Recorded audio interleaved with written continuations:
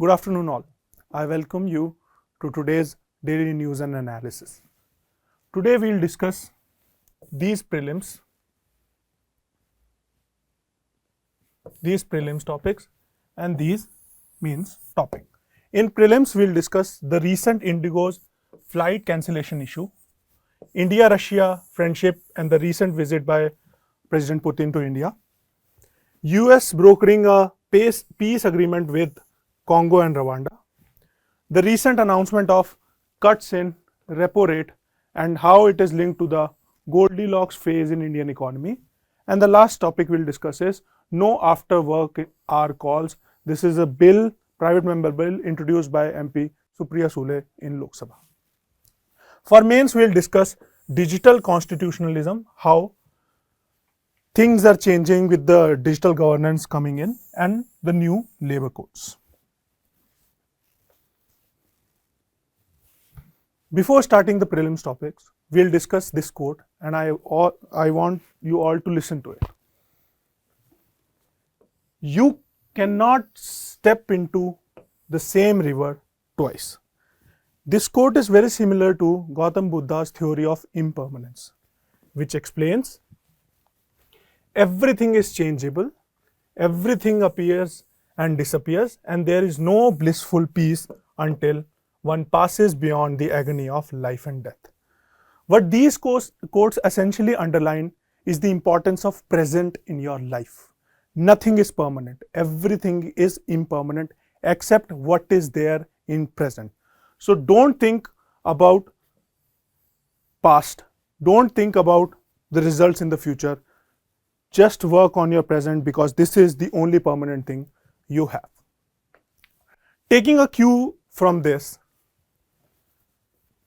I want you guys to think upon these two questions. First, in the context of doctrine of Dharam Chakra Parivartan, did Gautam Buddha believe in existence of soul in the universe? We all know that Buddhism and Jainism are two very important topics for prelims, and the philosophies behind Buddhism as well as Jainism constitute a very important part of your prelims preparation. So this is one question you have to think, you have to ask yourself while we discuss all other topics. The second question, which school of Buddhism believed in soul or existence of a soul-like structure in the universe? So these are the two topics I want you guys to think upon. Let's move on to our topics.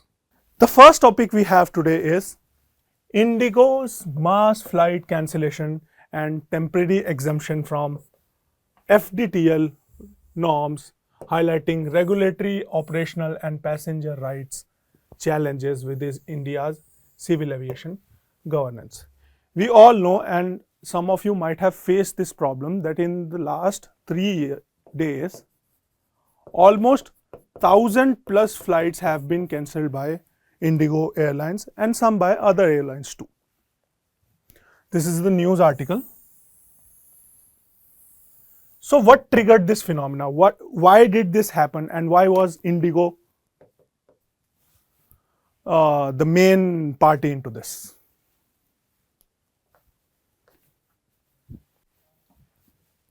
Okay, this we discussed. Now, obliging to the International Civil Aviation Organization's norms, guidelines, and under the Aircraft Rule 1937, India introduced new FDTL rules. These FDTL rules are flight duty time limitations. These rules were introduced recently to prevent or to reduce the fatigue that crew members face due to flight operations.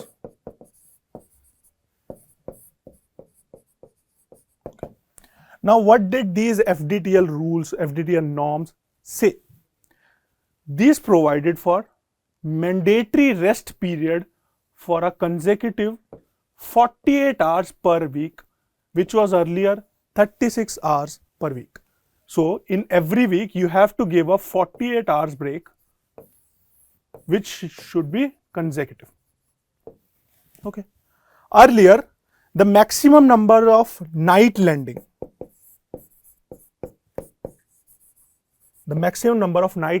were 6. Night landings are landings from the time period from, this was earlier, to 5 AM. So, almost 6 night landings were allowed. But now government has reduced it to 2. Along with this, the government has changed the definition of night hours from 10 to 5, as we discussed, to 10 to 6. So, effectively from 10 PM to 6 AM, you can only land 2 flights per crew. Okay. For pilots, you cannot have more than 2 consecutive working nights.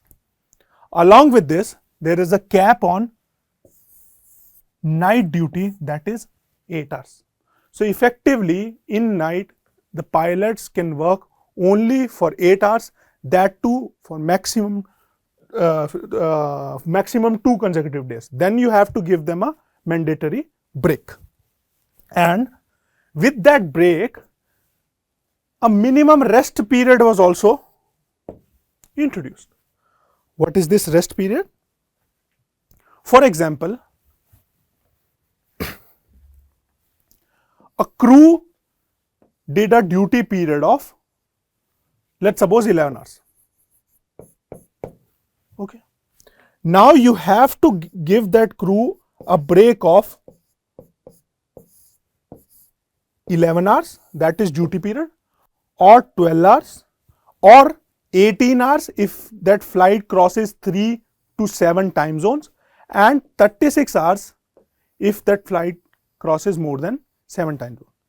You have to give the greater break of them. For example, if a flight is duty is of 11 hours, you have to give at least 12 hours of break. Okay. So, these were the rules. Now, why was Indigo hurt the most?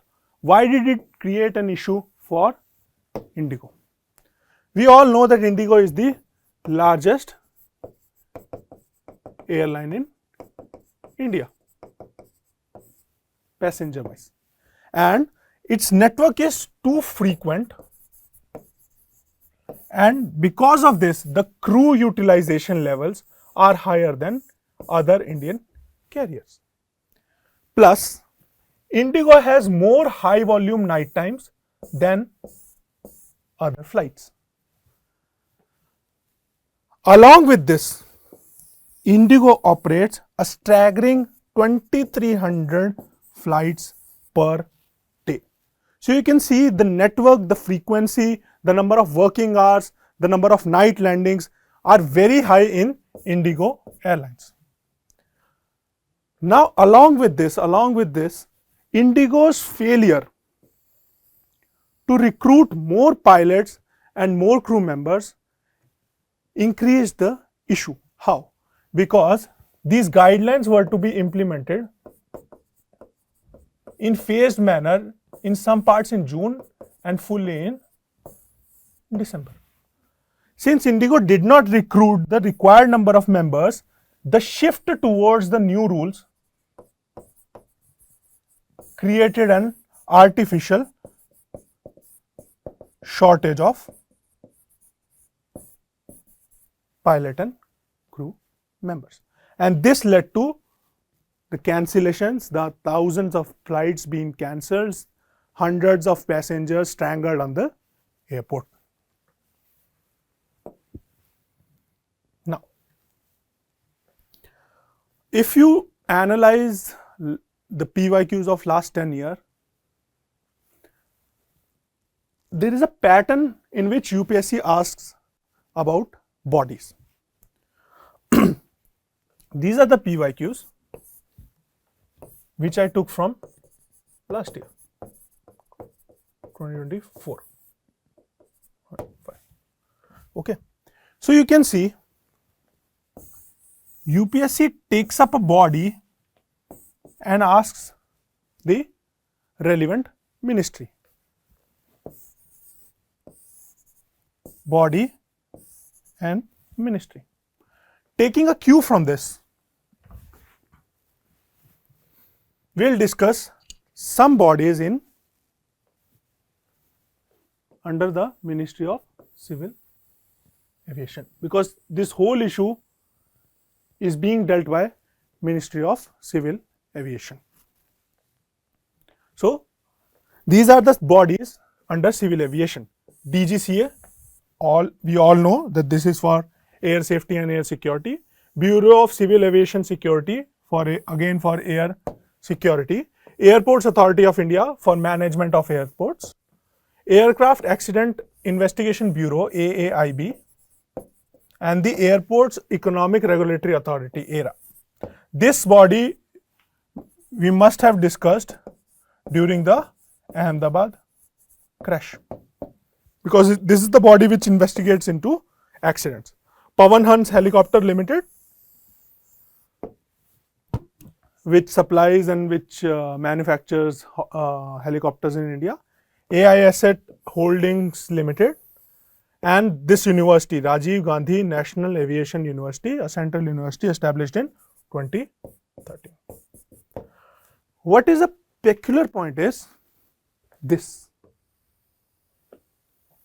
and this is where UPSC might ask a question too. The Commission on Railway Safety, which looks after the safety of railway, train travel and train operations, also works under Ministry of Civil Aviation. You have to note this point, this body does not work under Ministry of Railways, it works under the Ministry of Civil Aviation. So this issue happened, and to prevent this issue from becoming big, Government of India provided exemption to Indigo for these night duty rules till Feb 25. Okay. So this was the whole issue which created the problem. We discussed about International Civil Aviation Organization. Now I want you guys to answer this question in your comment box, that which article of the Indian Constitution discusses about the promotion of international peace and security. Okay. With this, we'll move on to the next article. We all know President Putin visited India for 2 days state visit, and this becomes a very important news to discuss. Now, the context of the news is India and Russia reaffirm their long-term stability of their strategic partnership, expanding cooperation in various segments. Okay, and as PM Modi described, India and Russia friendship remained a steady pole star. That means consistently existing. And this is a very important topic if you consider GS2 ka international relation. Okay. So these are the PYQs where the significance of India-Russia relations were asked. For example, significance of Indian-US deal over India-Russia deal. Defense is a very important point where India and Russia strategically collaborate. And this is again a question. India signed a deal known as Action Plan for Prioritizing Implementation of Cooperation Area and Nuclear Field with which of the following countries. Okay.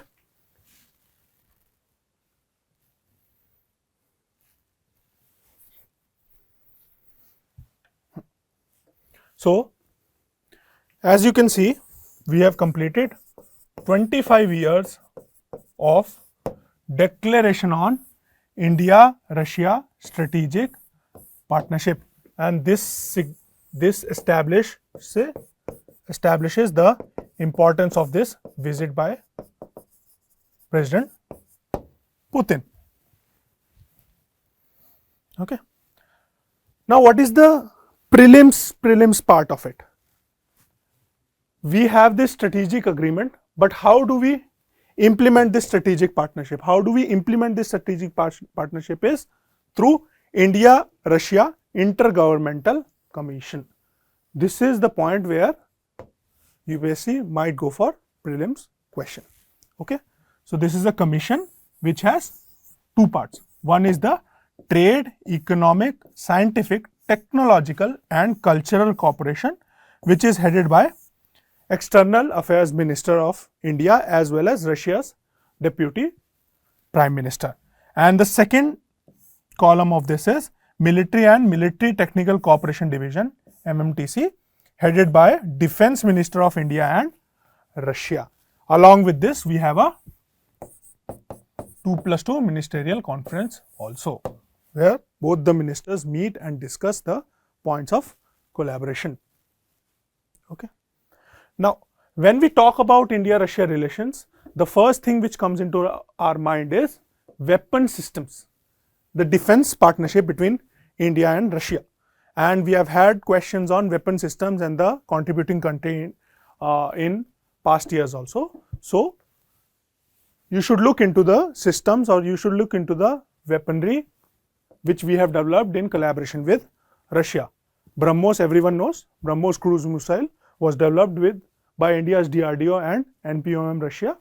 T-90 tanks, INS Vikramaditya, refurbished former Russian aircraft carrier. Okay.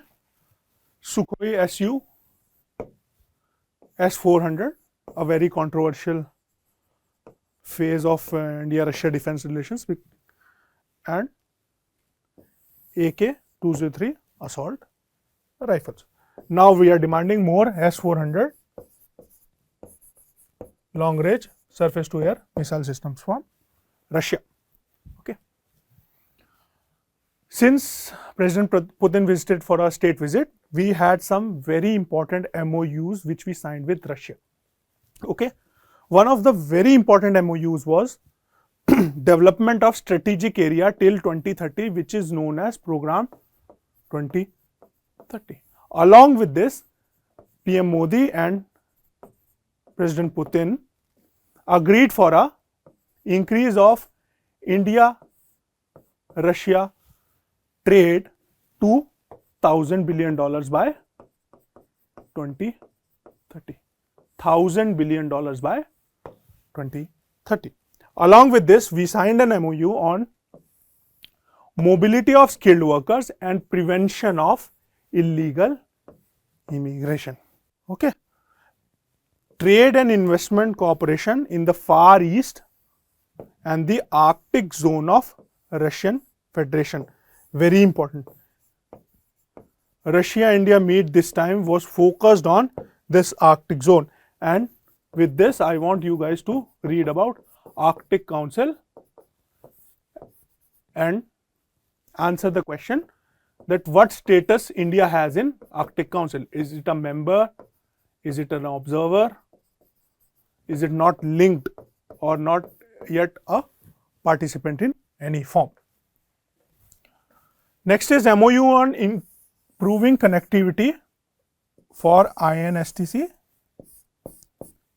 This also INSTC, Chennai, Vladivostok corridor and Northern Sea route, and bilateral consultations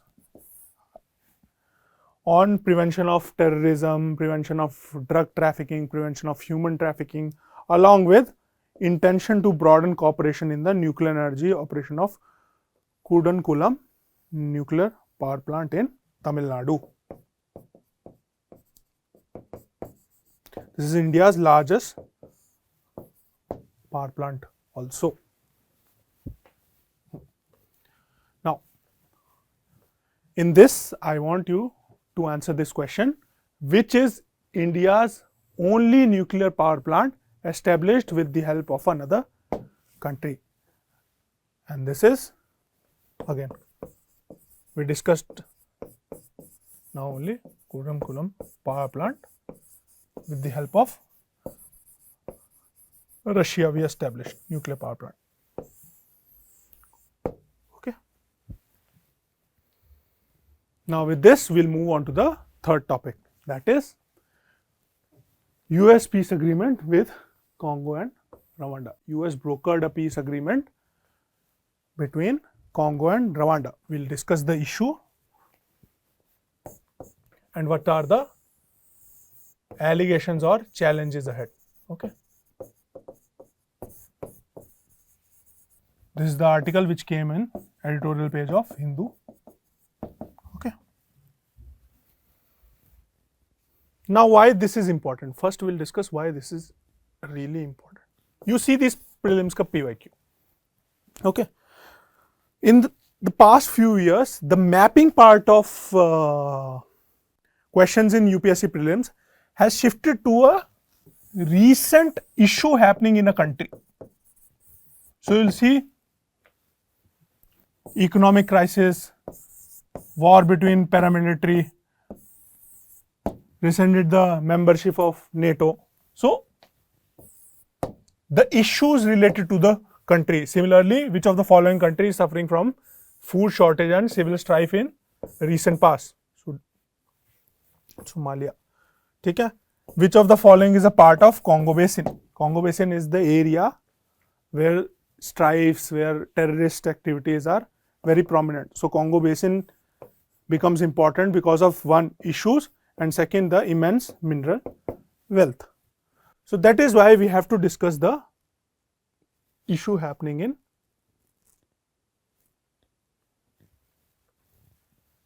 Congo and Rwanda. So on December 4,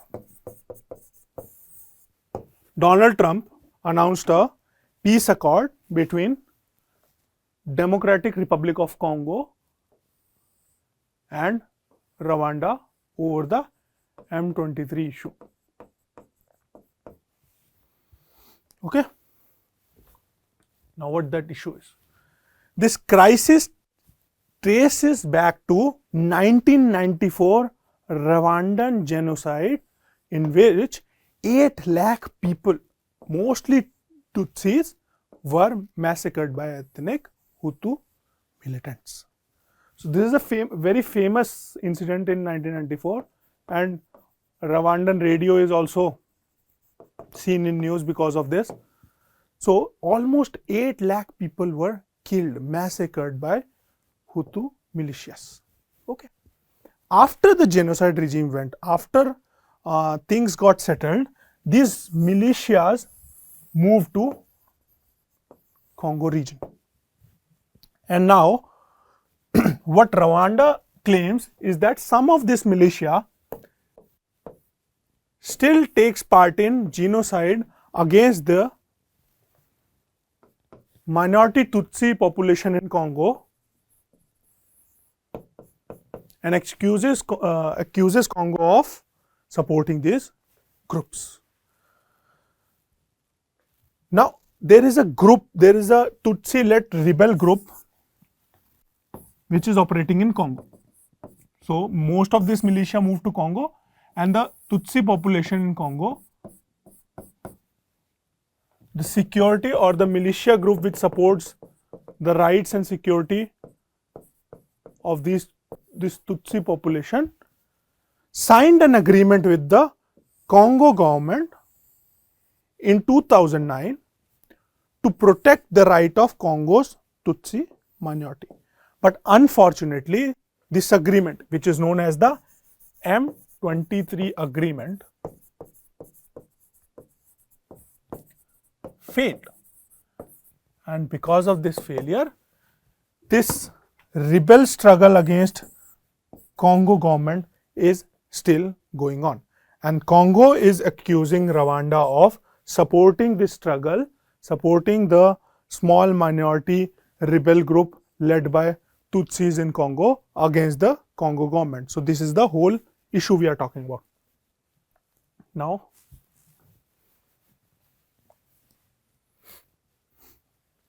the Congo and some of the UN experts have accused Rwanda of backing this M23. The M23 militia group working in Congo against Congo government for the rights of Tutsis, Rwanda is supporting. This is the accusation. And what Congo wants in this is immediate withdrawal of M23 from the eastern regions in their control. Okay. So, in a bid to get this, Donald Trump brokered this withdrawal deal. Okay. The deal demands that the territorial integrity of both the countries should be respected. Both Rwandan as well as Congolian territorial integrity should be respected. Both the countries should refrain from supporting armed groups or militias and instead facilitate their disengagement, disarmament and integration. As per the accusation, this effectively means that the Rwandan government should stop supporting the M23 group operating in eastern regions of Congo. Rwandan government should effectively refrain from supporting M23 group, and there should not be an act of aggression between the two countries. Now, this agreement was signed between two governments, but what is the party we are discussing? The party we are discussing is that M23 rebel group. So, the biggest criticism of this withdrawal deal is that this group, which effectively have to disengage or which effectively has to move away from the eastern regions of Congo, was not made a participant or did not participate in this withdrawal deal.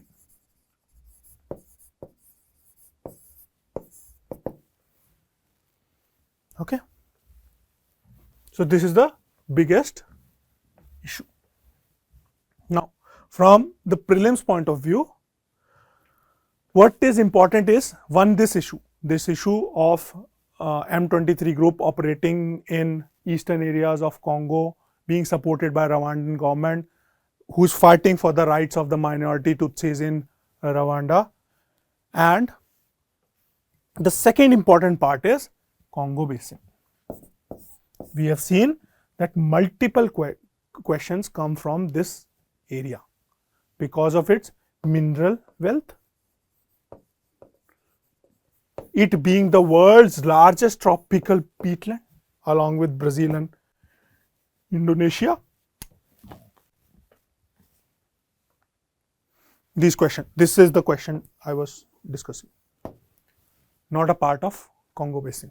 So, you can see this Congo Basin was discussed.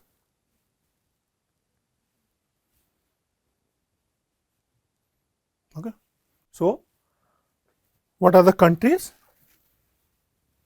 DRC, Republic of Congo, Gabon, Central African region, Cameroon, these South Sudan. So, these are the countries in Congo Basin. The 6 most important countries are South Sudan, Central African region, Cameroon, Gabon, Republic of Congo and Democratic Republic of Congo. Some part of it, some peatland, some part of basin also comes in Angola. Okay, but if you remember these six are the most important or the core countries of Congo Basin. With this, we'll move on to the next topic, that is the recent repo rate cut by the central government and how this rate cut is related to the Goldilocks phase as discussed by RBI governor. Now, with the inflation easing, you have seen that for the quarter 2 24-25, the core inflation was 1.7%. while the growth was 8.2% of GDP. So you can see low inflation and you can see higher growth rate. So with low inflation and higher and steadier growth rate, RBI reduced the repo rates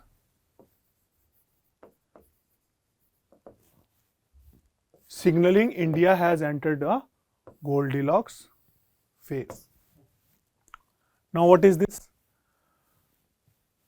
Goldilocks economy?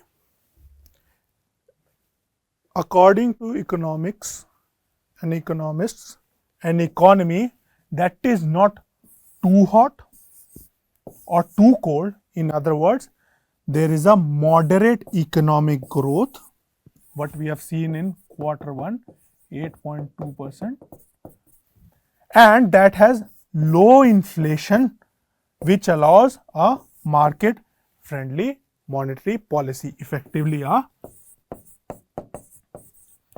dovish monetary policy. Okay. So because of falling inflation and because of increasing growth, RBI has moved towards a dovish monetary policy by reducing repo rate by 25 basis point. This we discussed that in quarter 2 of 25-26 and same quarter 2 of 25-26, the economic growth was 8.2%, while the inflation, headline inflation, was 1.7%. Okay. Now, what is the prelims part we can extract out of it? There are two things. One is different type of rates and different types of rate cuts. Okay. Second is difference between headline inflation and core inflation. Headline inflation is the inflation which is measured on the prices of all goods and services according to the basket it follows. For example, there is a different basket for CPI, there is a different basket for WPI. So we'll measure the prices of all goods and services and then we'll decide what is the inflation. That is called headline inflation. While on the other hand, core inflation is headline inflation minus food and energy, fuel. So it is the inflation we measure removing the two most volatile components, so that what is the inflation in our core segment, because food inflation is very volatile, fuel inflation, energy inflation is very volatile. So if we exclude these two inflations, the core inflation comes. To remember this, you can say the core inflation is the real inflation of the non-volatile components, because volatile components have been removed. That is why it is called as core inflation, and the other inflation we discussed is headline inflation. Along with this, we will discuss now this rate cut happened. Okay. Now what will be the impact of this rate cut? The rate cut will increase the supply of rupee into the economy. The rupee supply, as we all know, will increase in the economy because the rate at which bank can borrow has been cut. So banks will borrow more money from RBI, there will be more money for credit, and that way there will be more supply. This, if it translates properly, the EMI rates or the rates on which you get loans will also dip, and then there will be cheaper credit for companies to borrow and invest in expansion, money and hiring. Along with this, because there is cheaper loan, there will be increased consumption by the common public and more investment. So effectively, there will be more money supply in the economy. Since inflation is low, we can afford this. But there is a concern which is very recent, that is because of more iron ore supply, there is a chance of depreciation of rupee, further depreciation of rupee. Rupee has already reached 90 against dollar, and this more supply or infusion of supply into the economy might lead to inflation. But as we have discussed, many economists from Niti Aayog as well as our RBI governor has discussed that this fall in rupee is not pinching Indian trade as of now. Our trade is stable, and this rupee fall is also making our exports more competitive. Okay. Now, with this we will discuss different types of rates. What is repo rate, what is standard deposit facility rate, what is marginal standing facility rate. Okay, these are important from prelims point of view. So, what is repo rate? Repo rate is the interest rate at which RBI lends money to banks under liquidity adjustment facility. Okay. Since RBI is giving money to banks, the bank should give some collateral, and that collateral is usually government or other approved securities. That is repo rate.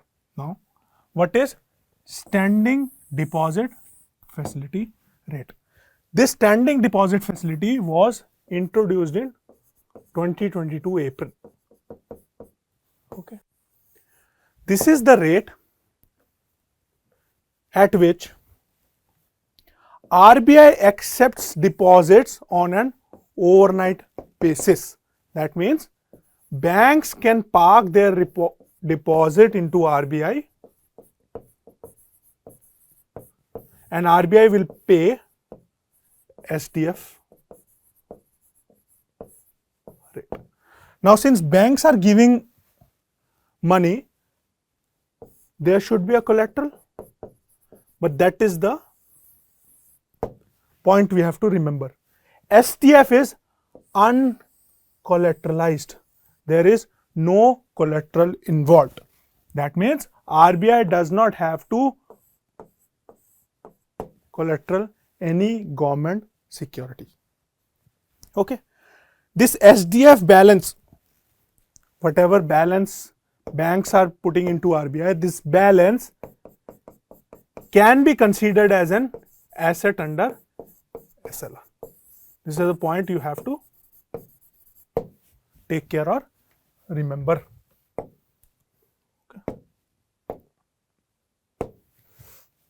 Okay. This is SDF. This is very similar to the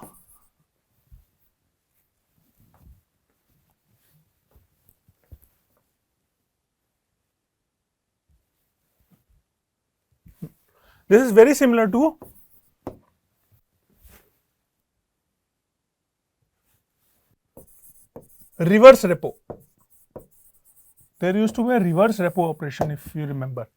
Reverse repo was banks parking their money into RBI and RBI collateralizing government security. Now, with SDF coming and this uncollateralized deposit facility available with the LF members, this facility, this repo rate, this has become non-functional. RBI can use this facility, but effectively MSF has replaced the fixed repo rate regime, fixed reverse repo rate regime. So, this was SDF. Okay. Next is marginal standing facility rate. This is the penal rate. Remember, this is the penal rate. I will tell you why penal. At which banks can borrow on overnight basis by dipping into their SLR portfolio. There is a SLR portfolio. You have to keep 2% of NDTL, net demand and time liabilities, as assets. it can be gold, it can be securities, it can be cash.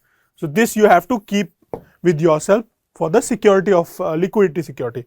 Now you can dip into this and borrow some money from RBI under MSF rate. So this, since this is a penal rate, this will be higher or lower? This will be higher than repo rate because it's a penal rate. Now SDF is what RBI is paying. So it will be higher or lower from repo rate? It will be lower. So this is 25 basis point higher. This is 25 basis point. SDF is 25 basis point lower.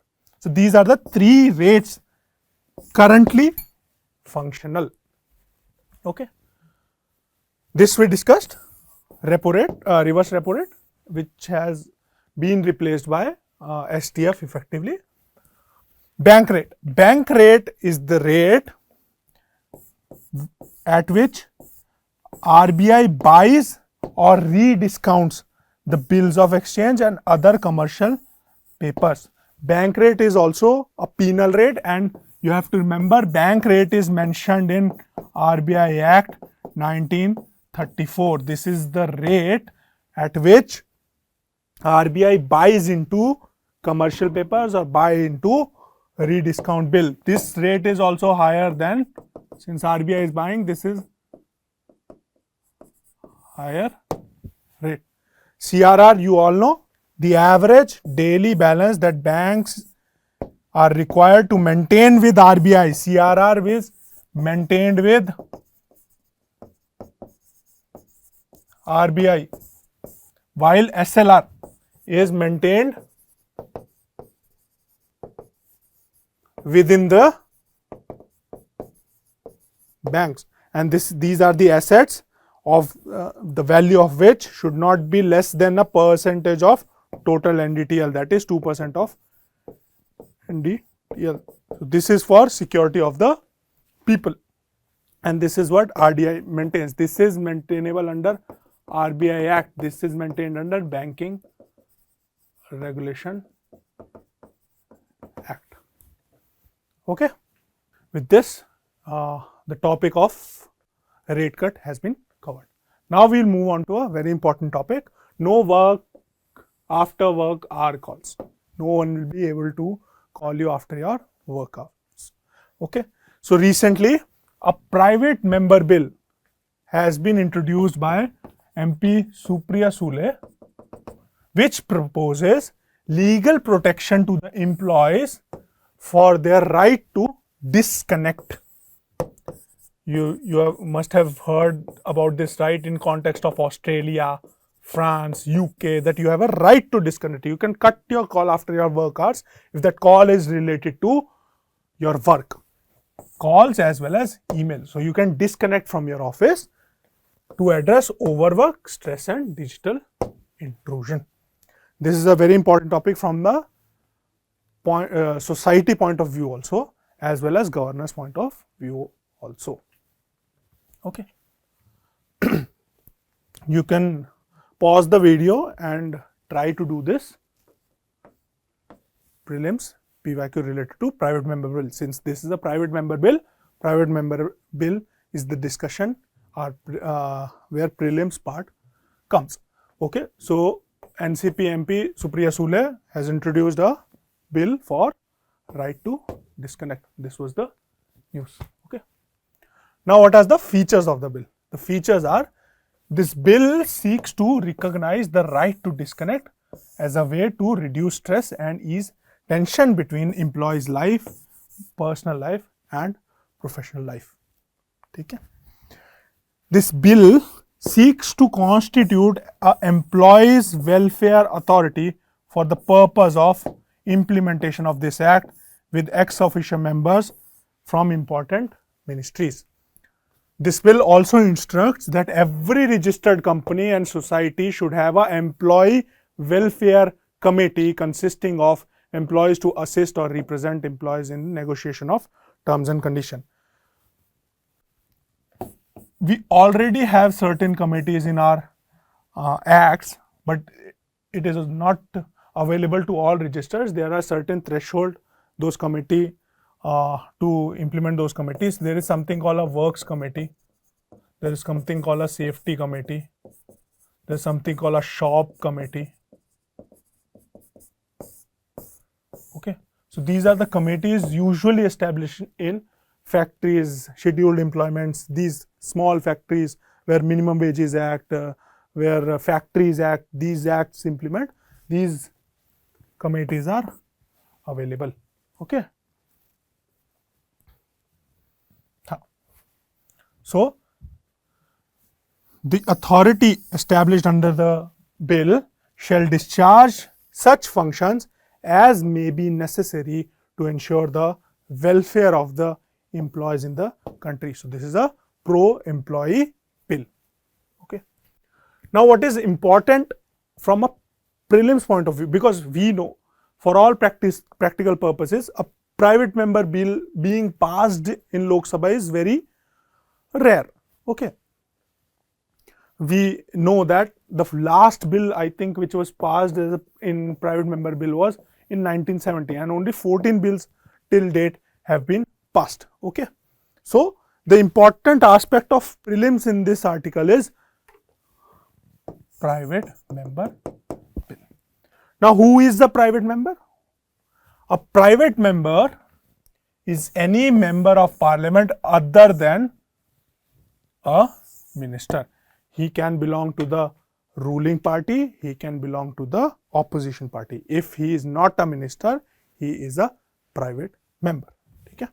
And a bill initiated by any such private member is called a private member bill. Okay? Now, this bill, this private member bill can be introduced in Lok Sabha or Rajya Sabha only after giving a 1 month notice, and if it is very urgent, the chairman or the speaker may allow the introduction at an early stage. Okay? This is a fact we discussed. Only 14 private bills have become a law. Okay? Now, there is a 1 month notice you have to give. If you give that notice, if that notice is pending and the House prorogues, any such notice shall not lapse. Now you have given the notice, you introduce the bill. The admissibility of the bill is decided by chairman or speaker of the House. Okay, chairman in Rajya Sabha or speaker in Lok Sabha. In addition to the speaker, there is a committee only available in Lok Sabha. That committee is known as Committee on Private Member Bills and Resolution. What this committee does is, it helps the speaker to examine how important that particular bill is, what is the urgency of this bill being introduced or being admitted into parliament or into the House. So this committee helps the speaker in deciding. Okay. Now, which of the bills can be introduced as a private member bill? Many of you would do or might do a mistake into this.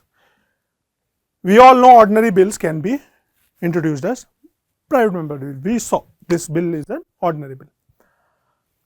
Along with this, a constitutional amendment bill can also be a private member bill. There is no restriction in our constitution which prevents constitutional amendment bills being introduced or being brought forward by private members. And a very surprising point you might feel, but there is no restriction in constitution or in any rules of procedure of Lok Sabha or Rajya Sabha for money bills not being introduced by a private member. Money bills can be introduced. There is no instance, because money bills are very important bills and these are usually government bills. Okay. But there is no restriction on any member that he cannot introduce a money bill. Now, with respect to money bill, one, money bill can only be introduced in Lok Sabha. Second, it requires recommendation of president. Okay. So, if any bill requires recommendation of president or consideration of president, for example, finance bill 3 requires consideration of president, or finance bill, all finance bill require recommendation or consideration of president. Yeah. Bills under article 3, the alteration of area of state, boundaries of state, names of state also require the recommendation of president. Bills under 214, okay, 274, okay, okay, also required recommendation of president, and money bills also required a recommendation of president. If a private member bill require consideration or recommendation of the president, the member concerned has to apply for that consideration with the concerned minister. For example, a private member bill has to be passed as a money bill or introduced as a money bill in Lok Sabha. Then we require recommendation of president. The member is responsible for getting that recommendation through the concerned ministry from the president. Okay. And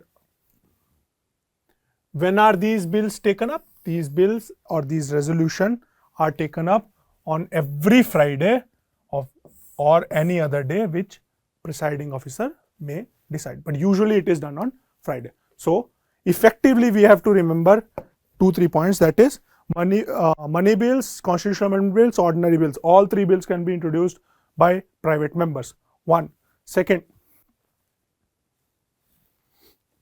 this committee of private member bills and resolution is available only in Lok Sabha. Okay. Third, 1 month notice is required for any such bill. Okay. Now, this is a fact you have to remember, that the first private member bill which was passed was Muslim Waqf Bill in 1952, which was introduced by Sayyid Muhammad Ahmad Qasmi. Okay. This is a fact you can remember. Okay. With this, we finish all our prelims topic.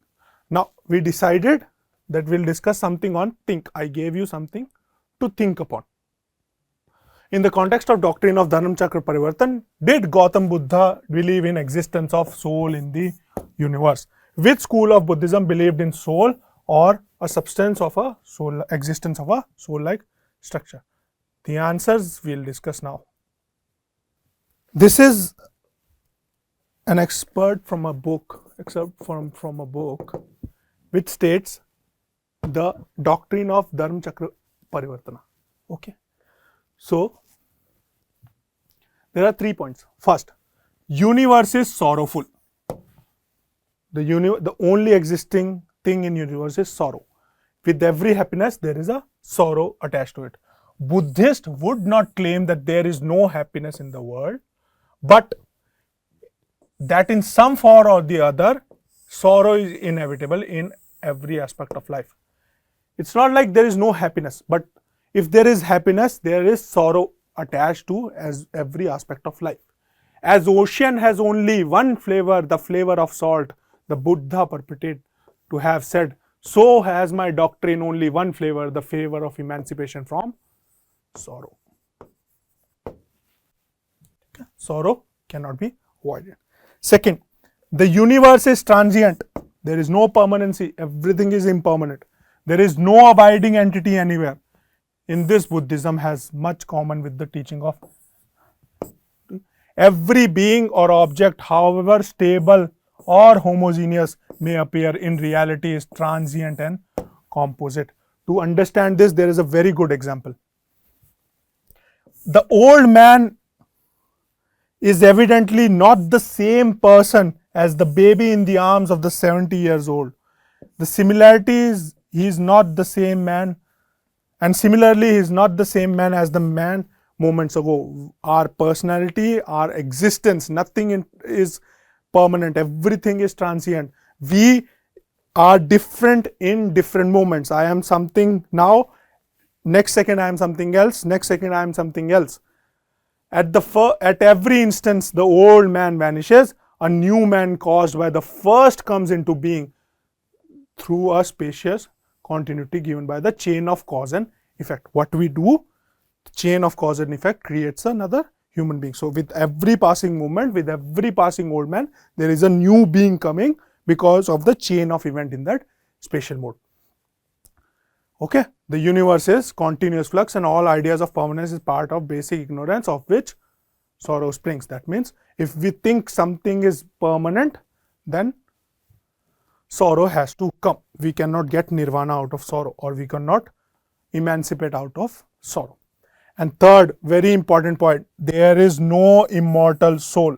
The universe is soulless. So according to Buddha, the universe is soulless. The transmigration, nothing passes over. In transmigration, nothing passes from one life to another. Only a new life arises as a part of chain of event of which includes the old, as we discussed. Since there is no permanence, there is no soul. So according to Buddha, universe is soulless. Okay. Now these are the initial teachings of Buddha as taught in the early schools, the Theravada schools or the earlier schools, okay, the lesser vehicles. Okay.